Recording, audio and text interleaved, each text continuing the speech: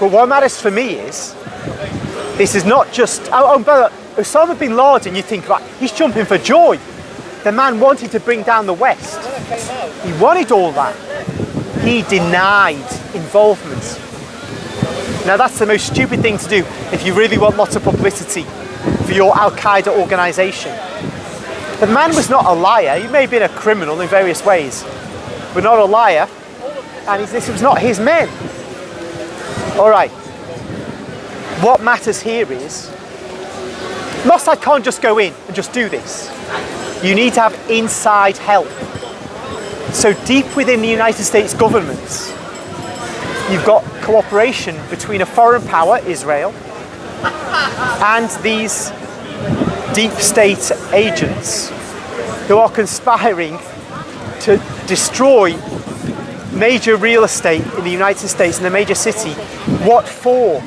Well, we know what for. It was said in a paper published a year before the event that there's a need to have a major catastrophe in America to justify the United States Armed Forces going into the Middle East and bringing about regime change on a grand scale. And whose interest does that serve? It can't serve Britain's interests. We like stability. It can't serve the United States' interests, because if they've got their thing set up with the Arab nations, they keep it stable, the oil keeps flowing, everything's fine. If you have regime change, it benefits no European nation, it benefits just one nation on earth, and that's Israel. Because they have 8 major enemies. Iraq is one enemy, Iran is another enemy. All the Arab nations are potentially enemies, except those like the Saudis, the Bahrainians, the Qataris, whom they can control. So get rid of those powerful nations and Israel can be more secure. So you have 9/11, that triggers the deployment of the entire United States Armed Forces to destroy first Iraq, then they were to go on to Iran, but they got bogged down in Iraq. Of course they did Afghanistan as well, of course. That's another major source of risk for Israel. Then you can go on and make the Middle East safe for Israel. But what interest did it serve the United States? Well, the reason the United States could be compelled to do this is the same reason the entire Congress gave Benjamin Netanyahu a round of applause, a standing ovation, 27 times a couple of years ago when he went there, and about 50 times this time. And why congressmen who stand against Israel and its interests get blackballed, we might say, who don't keep their seats. And there are several that it's happened to. So they're watched by AIPAC, the America-Israel Public Affairs Committee, who gives you money if you're a good boy, and gives money to your opponent if you're a bad boy. And so that's how it works. Quite a big event though, isn't it? You know, because it wasn't just the Twin Towers, it was the Pentagon and the other... And Building 7 nearby, which was not hit by anything, but which went down anyway. Firefighters who went in to the Twin Towers, they said they heard explosions after the planes had hit.